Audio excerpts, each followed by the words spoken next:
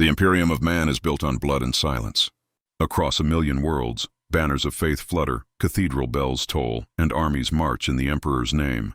But beneath that iron grandeur lies a truth more horrifying than the enemies of mankind. Servitors, living corpses bound in chains of steel and obedience, are the hidden foundation of the Imperium. They are not celebrated like space marines, nor feared like the Inquisition. They are simply there, mindless, tireless, stripped of memory and identity, condemned to serve until the flesh rots and the machine parts rust away. To understand the scale of this nightmare, one must go back to the origins of the practice, when necessity and cruelty merged so completely that they became indistinguishable. Long before the Emperor's rise, humanity had already tasted the fusion of flesh and machine. In the dark age of technology, artificial intelligences ruled star systems, and cybernetic enhancements were as common as bread. But when that golden age collapsed in rebellion and ruin, when machine minds turned against their makers, mankind swore never to allow true AI again. The abominable intelligences became the monster under every child's bed, and a deep cultural hatred of independent machines festered. Yet the galaxy still needed labor. Armies required weapons. Manufactoria demanded endless work. Hive cities hungered for maintenance. If machines could not be trusted to think for themselves, then the answer was simple. Butcher the human mind until it thought like one. The Adeptus Mechanicus, heirs of that ancient knowledge, offered the solution. They preached that flesh was weakness and the machine was eternal, but that the Omnissiah forbade the creation of true machine intelligence. The compromise was servitors. Why risk heretical AI when you could take criminals, rebels, heretics, or simply the unwanted, erase their minds, carve away their memories, and reprogram their brains into biological machines? It was efficient, and efficiency is the only morality the Imperium has ever truly recognized. The Emperor himself allowed it. During the unification wars on Terra, his armies swept across continents, crushing warlords and tribes who resisted his dominion. The defeated were not merely executed, they were harvested. Tech priests turned them into blank-eyed workers, their once defiant minds replaced with simple obedience, their strength redirected into the service of the very empire they had fought. A rebel warlord one day, a mindless factory drone the next. For the Emperor there was no cruelty in it. There was only utility, and once the precedent was set, the Imperium never looked back. At first, servitors were made only from those society had condemned, murderers, heretics, traitors. But in the Imperium, definitions are fluid. What is heresy but speaking the wrong word at the wrong time? What is crime but failure to meet a tithe? Soon debtors filled the Mechanicus vats, their memories scrubbed clean because they could not pay. Prisoners of war became human tools. Whole families signed themselves away in starvation, told that service in the Manufactoria would redeem them, never realizing redemption meant death of the self. And on countless hive worlds, the poor marched willingly to their own lobotomy, not knowing that the reward for loyalty was oblivion. The process itself is horror disguised as ritual. The condemned are stripped of clothing and dignity, shaved bald, bound to cold steel tables, while robed tech priests chant in metallic voices. Needles pierce skulls, cogitators map the firing patterns of neurons, saws hum in preparation. Then begins the dismantling of a person. Lobotomization burns away memory and identity. Limbs are severed and replaced with augmetic tools, clamps, drills, weapons. Neural dampeners are wired into the brain, ensuring obedience, suffocating even the faintest spark of rebellion. At first there are screams, then silence, and when the eyes open again, whatever lived behind them is gone. The tech priests see it not as butchery, but as sanctification. To them, the human body is flawed, corrupt, a cage of weakness. By binding flesh to machine and erasing the chaotic spark of individuality, they believe they are purifying existence itself. The Omnissiah is praised with every incision, every implant, every lobotomy. What others call horror, they call ritual. In time, citizens too came to accept it. On hive streets and in factory halls, servitors became as ordinary as air recyclers or chiming bells. Men, women, children grew up seeing them and never questioning, because faith had normalized what should have been unthinkable. War demanded more. At first, servitors worked only in factories and mines, bending their reinforced backs in endless toil. But the Imperium is forever at war, and the Mechanicus quickly adapted their creations. Gun servitors bristled with heavy bolters, hydraulic limbs anchoring them in place as living turrets. Combat servitors, muscles swollen with artificial sinew, eyes replaced with targeting lenses, hurled themselves at enemies without fear or mercy.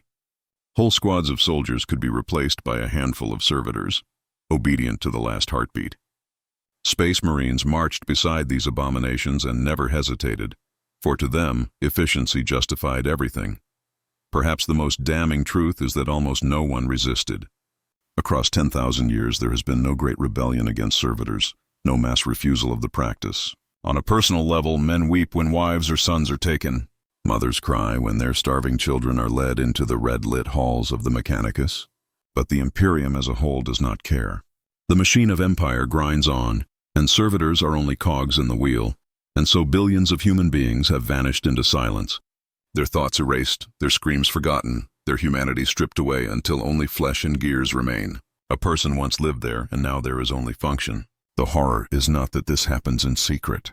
The horror is that it happens everywhere, all the time, in plain sight, and no one questions it. Servitors are not rare curiosities. They are the backbone of the Imperium. They are the miners who dig promethium, the scribes who calculate tithe tallies until their hands fall off, the gun platforms bolted into cathedral walls. They are the silent witnesses in every manufactorum, the eyeless workers that build the weapons of the Imperial Guard, the mindless shapes that carry sacred relics through the aisles of temples. They are in every hive, every forge, every ship. Without them, the Imperium would collapse in a matter of days. And that is the most terrifying truth of all. The empire of man, the so-called shining light of humanity, stands not upon the loyalty of its citizens, nor the faith of its priests, but upon the hollowed-out corpses of those it has turned into machines. This is where the story of servitors begins. Not with mercy, not with justice, not even with necessity, but with silence. A silence so complete that the victims no longer exist, their voices carved out, their names struck away. And the Imperium, brutal and blind, marches forward, proud of its strength, never admitting that its strength rests on the suffering of the erased, and this is only the beginning. The truth of a servitor's existence is born not in the light of prayer, nor the battlefield, but in the sterile chambers of the Mechanicus, where men become less than animals. It begins with a sentence, often spoken by a robed official with no face, only vox-grilled words declaring an individual guilty. The crime may be real, or it may be an excuse.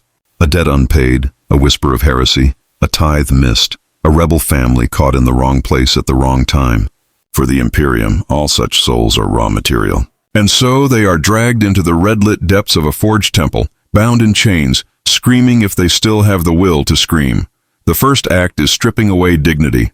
Clothes are torn, hair shaved, skin marked with symbols that track the subject's progress through the ritual of unmaking.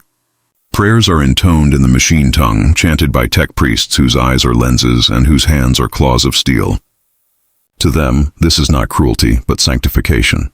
The condemned are placed on tables of cold adamantium, arms and legs bound while servo skulls hover above, filling the air with incense and the hiss of mechanical saws. The body twitches, trembles, fights against the inevitable.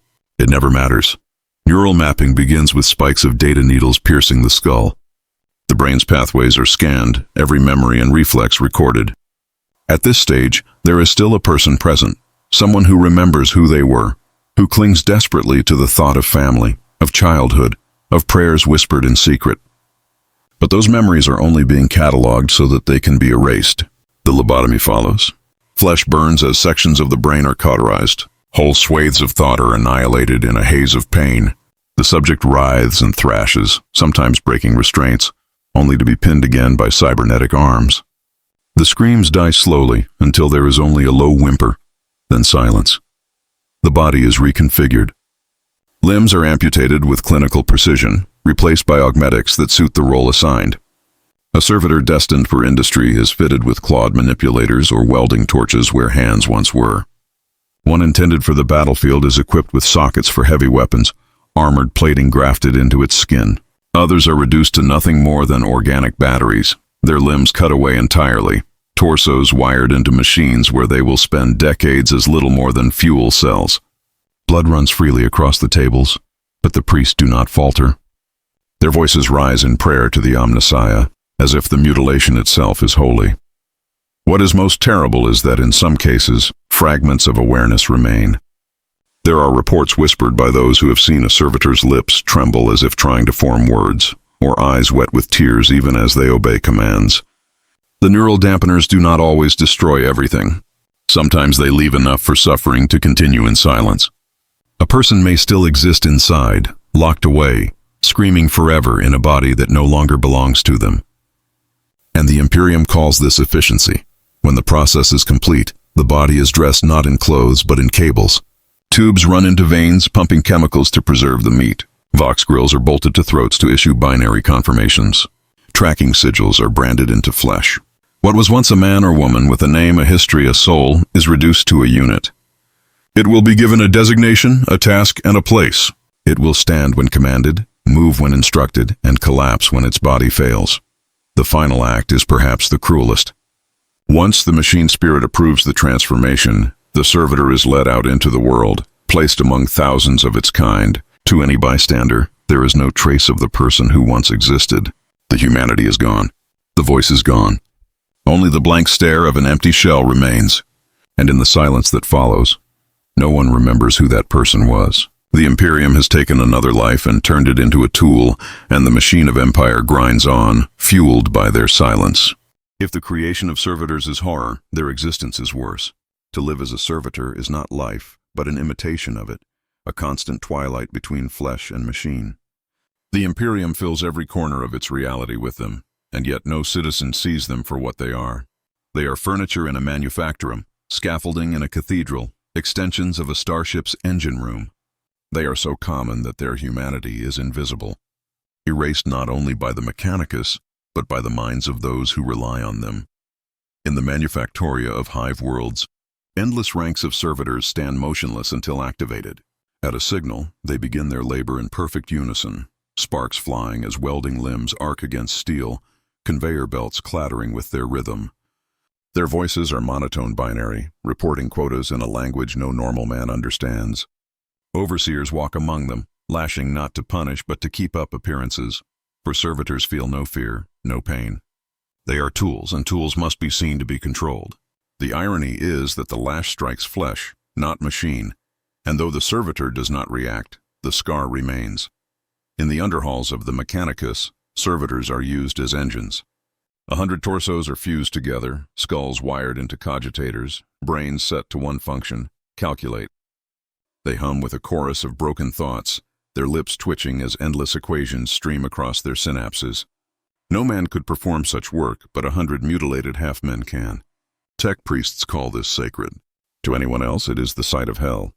On battlefields, servitors are even more terrifying. Gun servitors trudge forward, arms replaced with cannons, legs braced with hydraulics to absorb recoil. Combat servitors rush into the enemy, their screams muted by vox grills, bodies too broken to care about survival.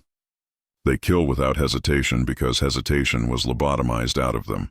The soldiers who fight beside them do not question. They thank the Emperor for tools that never disobey, never run, never rebel. And if those tools once had names and faces, the soldiers do not want to know.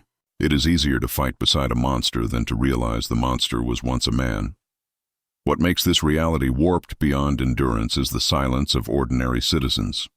In hive streets, a servitor shuffles past, its eyes glazed, its limbs clanking with augmetics. Children glance, then look away. Adults ignore them entirely. Priests tell their flocks that servitors are blessed instruments of the machine god, and the people nod. No one asks where they came from. No one wonders whose eyes once looked out of that skull. Curiosity is dangerous in the Imperium, and so the horror becomes normality. The warp, ever watchful, feeds on this silence.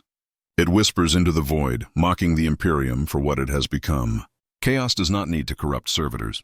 The Imperium has already damned them. Yet still, there are rumors, stories of servitors who twitch at the sound of old names, who turn their heads toward familiar voices, who weep silently though their mouths cannot form words. If these stories are true, then servitors are not just corpses. They are prisons of eternal suffering, and that is a truth too terrible for most to face. In the end, servitors are the perfect emblem of the Imperium itself. They are broken things, hollowed of hope, stripped of freedom, existing only to serve a machine that will never love them, never remember them, never weep when they fall. They are humanity's reflection in a shattered mirror, proof that survival has cost everything worth surviving for, and still the Imperium calls them necessary. The Imperium of man is a civilization of endless hunger, and its appetite devours not only planets but the souls of its own people. To keep a hive world alive requires an ocean of labor. Billions of tons of ore mined each day, manufactoria churning night and day without pause, tithe quotas met with absolute precision. Ordinary men and women break under such demands, their bodies too fragile, their spirits too restless. Servitors do not break.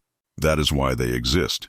In the cavernous manufactoria, where smokestacks blot out the sky and the roar of machinery never ceases, the servitor is both tool and symbol. Rows upon rows of them stand at their stations, motionless until commanded, then springing into synchronized life. Their hands have been replaced with drills, welders, claws, and presses. Sparks cascade from their augmetics, painting their blank faces with flickers of fire. They never tire, never eat, never pause to think. They cannot think, and so they become the perfect worker for a system that values obedience more than ingenuity. The factories of the Adeptus Mechanicus are temples as much as they are engines of production. Hymns blare through vox speakers as servitors hammer out weapons and armor. Red-robed tech priests oversee the labor, chanting in binary to adjust the rhythm, reprogramming servitors when they falter. The smell is a fusion of oil and blood, sanctified by incense that does little to hide the stink of flesh rotting around metal. For the priests, it is not industry but worship. Each servitor is a prayer answered, each replaced limb a hymn to the Omnissiah. Deep within the mining pits of frontier worlds, servitors dig where no man would dare. Their eyes are replaced with sensors that can see through darkness. Their lungs removed so they need no air. Their skin grafted with filters to resist toxins. They dig through poisonous rock, hauling loads that would break a human spine. Sometimes a servitor collapses, its body spent, its augmetics fried. When this happens, overseers simply push it aside and order another into place. A man's life is measured in years. A servitor's value is measured only in output. On hive worlds, servitors wander the endless corridors with cargo graphs bolted to their spines, carrying crates of promethium or food rations. Some are fused directly into conveyor belts, their limbs swinging endlessly, pumping and turning, their eyes long since sewn shut. They are not even moved when they collapse. The Mechanicus welds fresh augmetics onto the broken body and commands it to continue. To see such things is to see a truth that no citizen will acknowledge out loud. The Imperium has no mercy, only utility. The psychological effect on the living is profound. Workers see the servitors and know what fate awaits them if they falter. The presence of these mindless shells is a constant warning. Obedience is life, disobedience is oblivion. Families whisper about loved ones taken away, never to return, and when they see a servitor shuffling past with a familiar scar or a recognizable limp, they do not cry out. They look away. To admit recognition is to invite the same fate. The horror of servitors in industry is not only that they exist, but that they make the impossible possible. Without them, the Imperium could not function. Starships would not launch, weapons would not be built, tithe quotas would not be met, billions would starve as hive cities crumbled into ruin. The very survival of humanity rests on the backs of these hollowed-out shells, and that is the final cruelty. The Imperium cannot live without them, and so it will never stop making more. Among the whispering masses, there are always rumors. Some say servitors sometimes pause mid-task, twitching as if fighting unseen chains. Others swear they have seen tears in the eyes of those who weld and hammer in silence, tears that drip into the machinery unnoticed. Whether true or not, such stories spread, and they terrify more than they comfort. Because if even the lobotomy cannot erase the soul completely, then what waits inside those bodies is not peace, but eternal imprisonment. The servitors of industry are not just machines. They are the graves of the living, tombs that move, speak in binary, and produce in silence. Every bolt tightened, every weapon assembled, every ration processed is paid for with the obliteration of a human being. And still, the Imperium calls it necessary. Still the bells toll. Still the factories roar, and no one dares to say otherwise.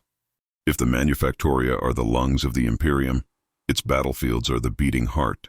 And there too, servitors are ever present, stripped of humanity and remade into instruments of slaughter. In war, they are not merely laborers but weapons, their flesh fused to steel, their thoughts replaced with fire commands. Soldiers die, officers fall, but servitors do not hesitate. They advance until they collapse, and when they collapse, they are replaced. The war servitor is a grotesque parody of the human form. Limbs have been torn away and replaced with cannons, flamers, missile racks. Chests are reinforced with steel plates, veins threaded with coolant tubes to stop the flesh from burning under the strain of their own weapons. Their heads are hollowed out, skulls fitted with crude optics or augmetic targeting lenses. When they fire, they do so without fear, without the tremble of hesitation that lives in even the most disciplined soldier. Their blank eyes stare down enemies as they unleash streams of fire that burn through walls and flesh alike. In the grinding sieges of hive cities, gun servitors line cathedral walls, bodies chained in place, weapons fused into their arms, programmed to fire at any who cross into range. For decades they can stand there unmoving until the moment comes to open fire. Their flesh rots on the stonework, their bones sag, but the machine components hold them upright. To the defenders who fight below, these are guardian angels of steel. To those who understand, they are prisoners nailed alive into their own duty.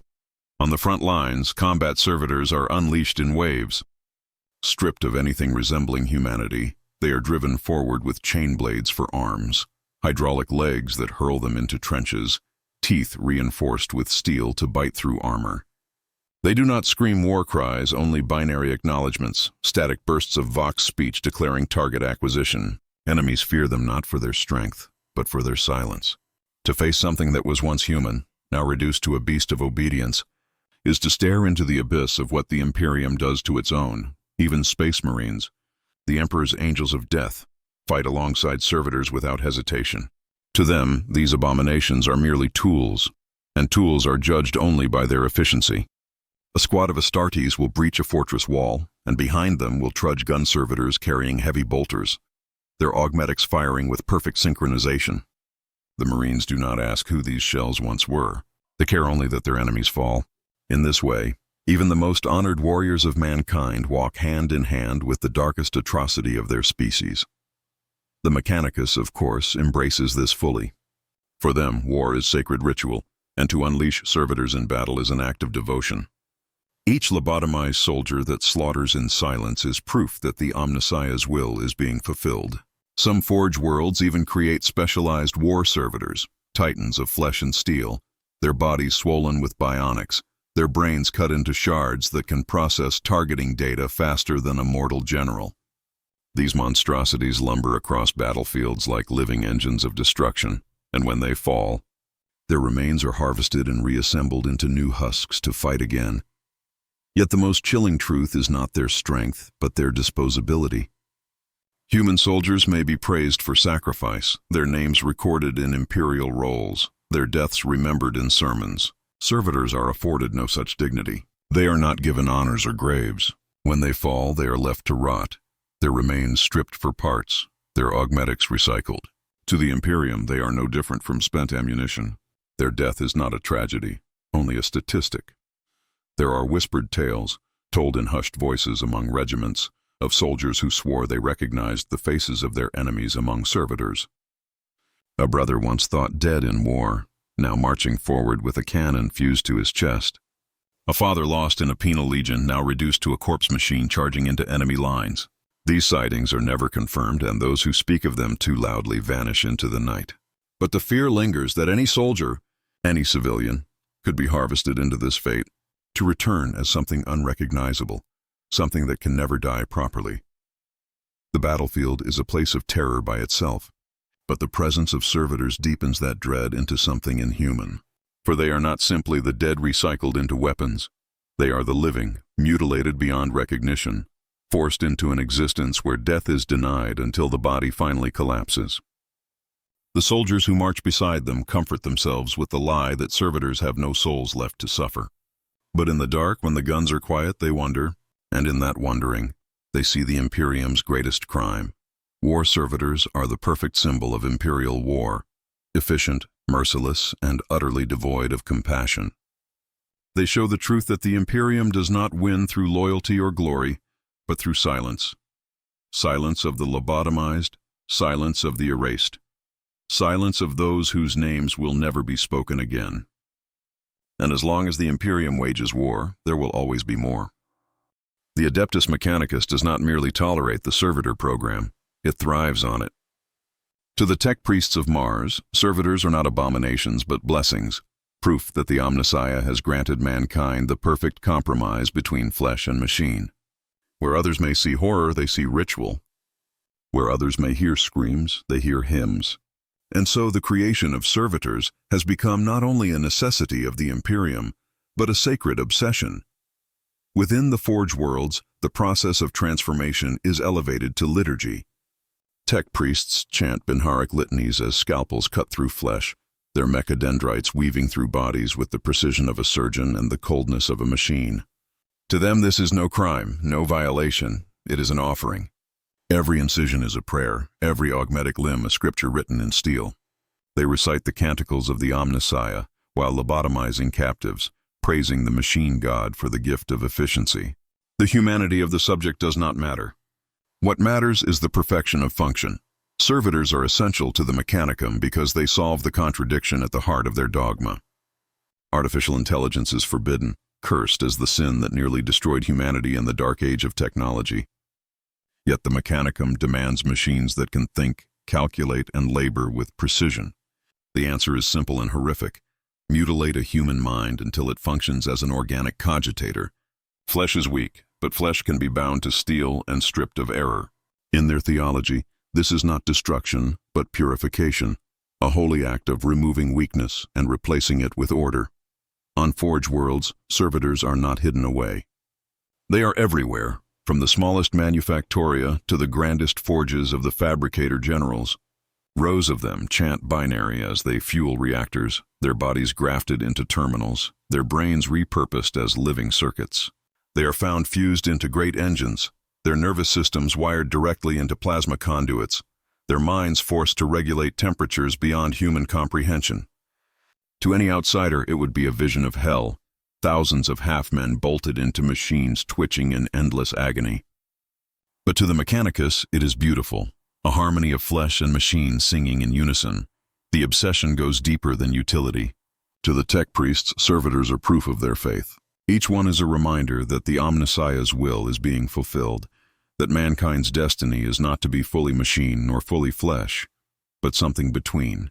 Entire sects within the Mechanicus are devoted to perfecting the art of servitor creation, experimenting with new augmentations, testing how much flesh can be stripped away before the machine fails. For them, every failed experiment is not tragedy, but progress. If the subject's brain burns out under the strain, it is discarded. Another will always take its place. There is also a cruel vanity in their work. Tech priests, having abandoned much of their own humanity in pursuit of augmentation, look upon servitors as reflections of what they might have been. They despise the weakness of flesh, but in servitors they see flesh made obedient, flesh made pure. In a twisted way, the servitor validates their own choices, for if the wretched masses can be reshaped into something useful, then the path of the Mechanicus is justified. The obsession spreads far beyond Mars. Every Forge world, every manufactorum, every shipyard depends on servitors. The Adeptus Mechanicus guards this dependency with ruthless zeal. When a servitor malfunctions, it is not destroyed, it is re-sanctified. When a batch fails, it is studied to improve the next ritual. And when a world rebels against imperial rule, its population is not merely punished, but harvested. The defeated converted en masse into servitors to fuel the forges they once tried to defy. Perhaps the most disturbing truth is that the Mechanicus does not see servitors as slaves. To them, a slave still retains will, however broken. A servitor has no will. It is pure function, and in that they see divinity. They will speak of servitors in reverent tones, describing them as holy vessels, sacred instruments of the machine god. They do not hear the screams because in their ears there are no screams, only the blessed silence of a machine that does not err. And so the obsession continues, generation after generation, with no voice loud enough to oppose it. The Mechanicus is too powerful, its grip on technology too absolute for anyone to challenge its practices. Even the High Lords of Terra turn a blind eye, for they know the Imperium cannot function without the Forges of Mars, and the Forges of Mars cannot function without servitors. The Adeptus Mechanicus has bound itself in a cycle of obsession, faith, and necessity, one that ensures the servitor will never vanish from the galaxy. In their eyes, the human body is raw ore to be smelted, refined, and reshaped into something better. In truth, it is only a corpse made to walk, and the priests do not see the horror. They see only perfection. The Imperium teaches its citizens to fear many things: Xenos, heretics, witches, demons, but few terrors are so intimate and so quietly corrosive as the servitor. A man may live his entire life in a hive city surrounded by billions of others, yet never meet an alien or a chaos cultist. He will, however, see servitors every day of his existence. They are in the streets, in the factories, in the cathedrals. They carry cargo. They chant in binary during processions. They stand immobile in niches until a priest commands them to move. They are so common that they disappear into the background, and it is in this normalization that the true psychological horror lies. Children grow up seeing the shuffling figures with blank eyes and metal grafts. They ask questions, as children always do, but are quickly silenced. Parents murmur vague explanations. Priests recite half-truths about holy vessels of the Omnissiah, and soon the children learn what all Imperials learn. Do not ask, do not think, do not notice. The servitors are simply there, and it is dangerous to wonder why. Yet in the back of the mind, in the pit of the stomach, the unease remains. For every citizen knows, even if they never say it aloud, that those empty shells were once men and women like themselves. The fear grows sharper when it strikes close to home. A worker misses his tithe quota, and the next week his place in the hab block is empty. A young man is caught whispering doubts about the ecclesiarchy, and soon his friends glimpse him again, only now his head is shaved, his eyes replaced with lenses, his arms ending in crude augmetic claws. No one dares acknowledge him. To speak his name is to risk the same fate. But in the quiet of the night, the family mourns, whispering prayers for a soul they know is still trapped inside that mutilated body. There are stories, never recorded officially but passed in hushed tones from one worker to another, of servitors who seemed to hesitate. A woman swore she saw one pause at the sound of its old name, a flicker of recognition crossing its blank face before the neural dampeners reasserted control. Another man told of a servitor that wept silently while loading shells into a basilisk, tears running down its scarred cheeks even as it obeyed commands. These tales spread like poison, terrifying precisely because they suggest the unthinkable, that the victims are still aware, imprisoned within their mutilated shells, screaming forever without hope of release. The psychological effect on society is corrosive. Servitors are both tool and warning. They remind every citizen that disobedience, even weakness, may end not in death but in something worse.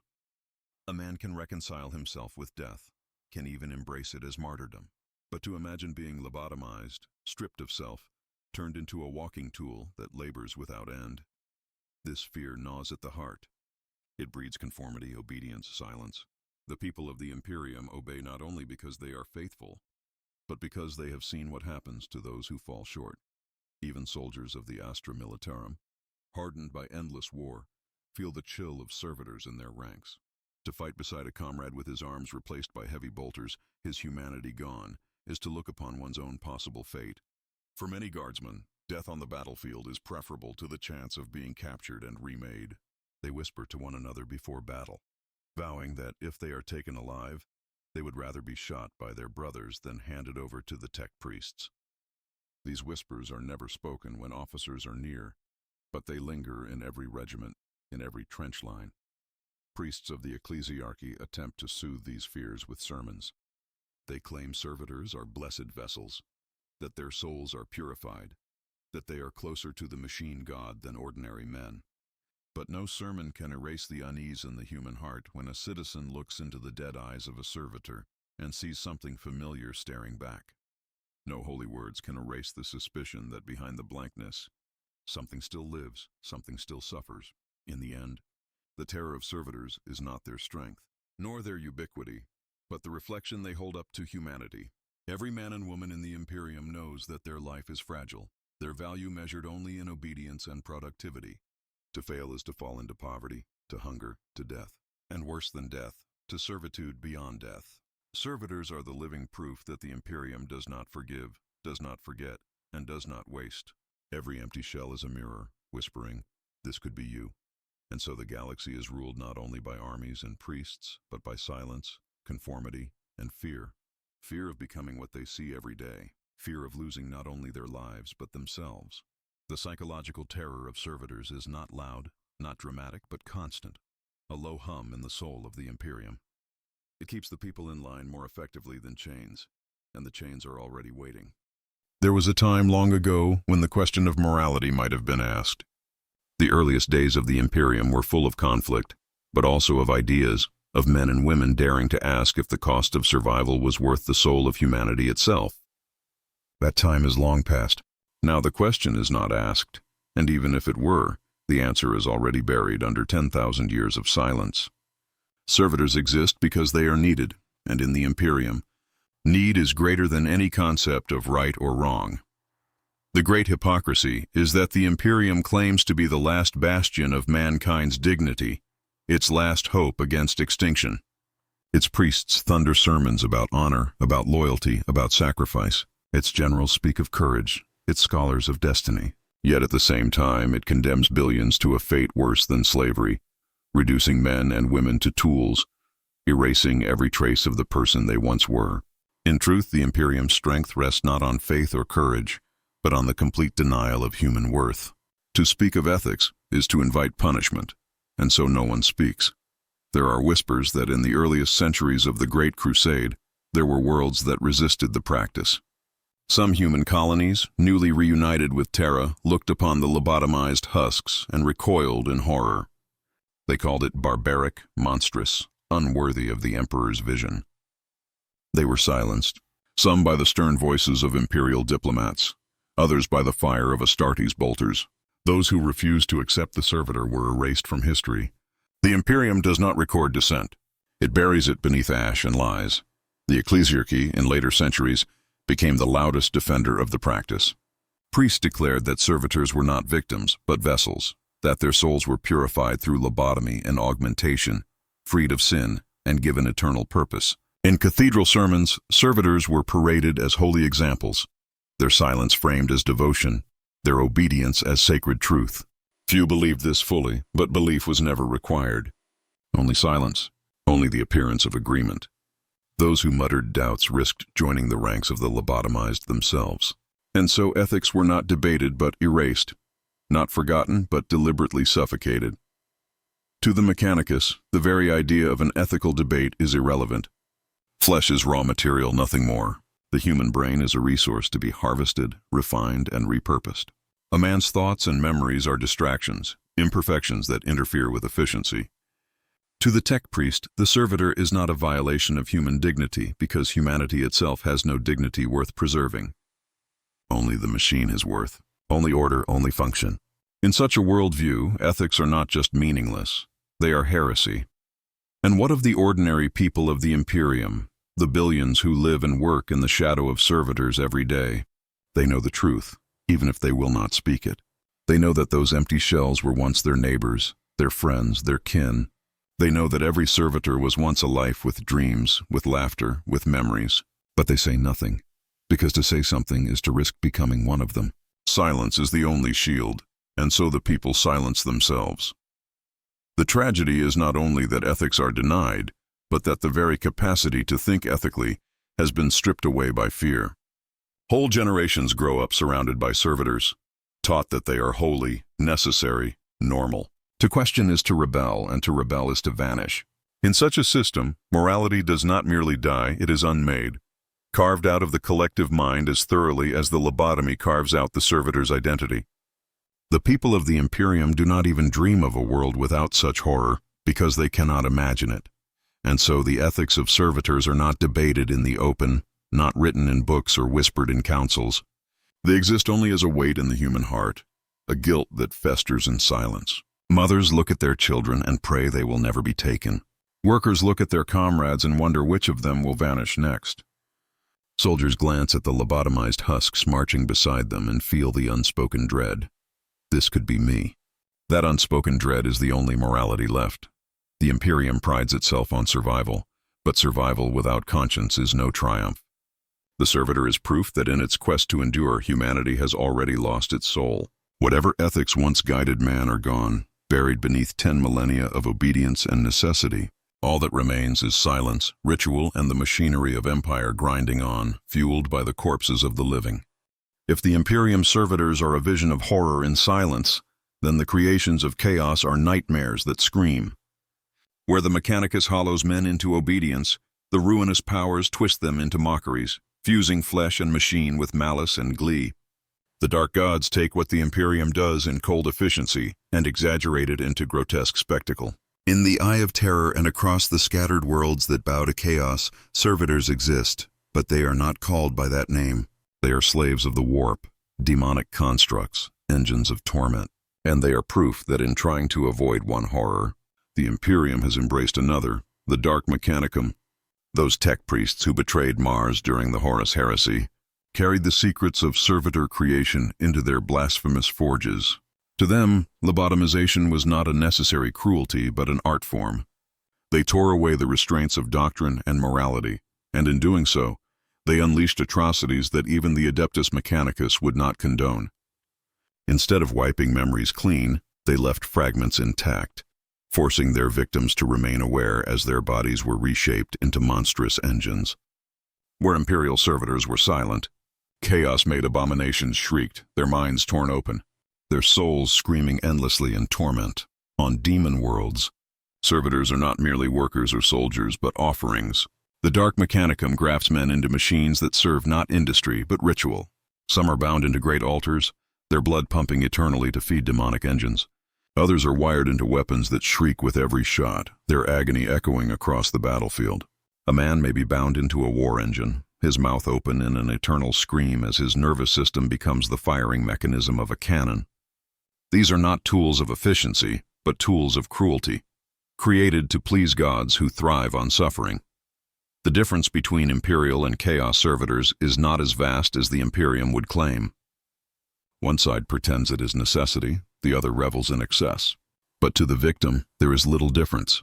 In both cases, humanity is erased. In both, the body is reduced to a cage. In both, the individual becomes nothing more than a function. The only distinction is that the Imperium demands silence while Chaos demands agony. The irony is cruel. The Imperium condemns Chaos as the enemy of mankind, yet the practices of the Dark Mechanicum are only reflections of its own. When a Chaos war band unleashes its abominations, Imperial soldiers recoil in horror. Yet behind them march gun servitors with bolters grafted to their arms, combat servitors charging into the fray. The enemies look different, but the truth is the same. Both are built on mutilation. Both are fueled by despair. Both are made possible because humanity itself has been deemed expendable. The Chaos counterparts also embody the true danger of the servitor program. In the Imperium, lobotomization erases the soul, silencing it into submission. But where there is silence, the warp listens. Some whisper that the psychic agony of servitors fuels the dark gods, that every erased mind echoes in the immaterium as a scream, drawing demons ever closer. If this is true, then the Imperium's very reliance on servitors strengthens the enemy it fears most. Every lobotomy, every mutilation, every erased life may be another prayer whispered to the warp. Worse still are the rumors of servitors reclaimed by Chaos. On battlefields where Imperial dead are abandoned, the Dark Mechanicum sometimes captures servitors and rewrites them. Instead of obedience to the Omnissiah, they are hardwired to obey the whispers of demons. Their blank stares are replaced with twitching madness, their binary voices turned into howls of pain. Such corrupted servitors are unleashed not only as weapons, but as mockeries. Reminders to the Imperium soldiers that the fate they inflict on their own people is not salvation, but damnation. For the Imperium, this comparison is unbearable, and so it is denied. The Ecclesiarchy preaches that Imperial servitors are holy, while Chaos abominations are heresy. Tech priests insist that their creations are pure, while the Dark Mechanicums are corruption. But the line is thin, and those who look too closely see only a mirror. The Imperium and Chaos are not opposites. They are twins, one draped in the silence of obedience, the other in the howling of madness. Both built on the destruction of the human soul. In the end, the Chaos counterpart is not an aberration, but a reflection. It reveals the truth that the Imperium cannot admit, that servitors are not a necessity, but a choice. A choice to hollow out men rather than find another way. A choice that aligns them, however unwillingly, with the very gods they claim to despise. And so the galaxy becomes a place where no matter which banner one serves, Imperium or Chaos, the fate of the weak is the same. To be broken, to be erased, to be consumed, and in both cases, there is no escape. The Imperium of man endures, but it endures on a foundation built from silence and chains. Servitors are not simply tools, nor are they merely victims of necessity. They are the clearest truth about what humanity has become under the rule of the God Emperor and his priests. A civilization that once dreamed of the stars, that once reached for glory, now feeds upon itself, hollowing out its own people to fuel a machine that has forgotten why it runs. Servitors are not an aberration. They are the Imperium distilled into its purest form. Survival without mercy, order without humanity, progress without conscience. For 10,000 years, the creation of servitors has gone unquestioned. Generations have been born and died in their presence, never knowing a galaxy without them. Children grow up seeing their eyeless stares, their clanking augmetic limbs, and are told they are sacred. Adults learn to fear the fate they represent, but to never voice that fear. Entire worlds are covered in manufactoria, where the air vibrates with the sound of countless servitors working in silence. Starships, the veins of the Imperium, are maintained by crews of half-dead husks who shuffle through corridors, repairing systems they do not understand. Even in temples of worship, servitors march with relics, their scarred faces lit by candles, their monotone voices chanting prayers they cannot comprehend. The eternal curse of the servitor is not only that it erases the person who once was, but that it erases memory of them too. No records are kept of who they were. No gravestones bear their names. When a man becomes a servitor, he vanishes from history as though he had never lived. The Imperium thrives on this erasure. It is convenient, for a society built on endless war cannot afford to remember every victim. Forgetting is part of survival. But in that forgetting, humanity dies a little more each day. Some whisper that servitors still dream, that in the deepest chambers of their butchered minds, fragments of the self remain. A mother still remembers her child. A soldier still recalls the battlefield. A scholar still clings to scraps of knowledge. These fragments cannot surface, cannot guide the body, but they exist, buried beneath the dampeners, howling silently in a prison of flesh and steel. If this is true, then the curse is deeper than the Imperium admits. To be trapped within a body that is no longer yours, to labor without end while your soul rots in chains, is a fate crueler than any death. And perhaps the warp listens. Perhaps the pain of the erased, the endless despair of billions of servitors, echoes in the immaterium, feeding the dark gods with agony disguised as silence. The Imperium believes servitors are tools that defy heresy. But what if each one is a prayer to chaos, each erased mind another offering to demons who thrive on suffering? In trying to deny the machine its own soul, the Imperium may have given its soul to the very enemies it fears most. The eternal curse is not only upon the victims, but upon mankind itself. For servitors are not rare, nor hidden. They are everywhere, woven into the very fabric of the Imperium. To destroy them would be to destroy the system that relies on them. To reject them would be to let the empire collapse. And so there is no escape. Humanity has built its future on their backs, and it can never turn away without falling into ruin. The Imperium is chained as much as its victims, bound by its dependence on the hollowed-out corpses that labor in silence. The curse is eternal because the Imperium will never change. For 10,000 years it has consumed its people without hesitation, and for 10,000 more it will continue. Empires may fall, stars may die, even the Emperor himself may finally crumble into dust, but the servitor will remain. Shackled, mutilated, silent, a monument not of faith or glory, but of despair. In the end, the servitor is not merely a horror of flesh and steel.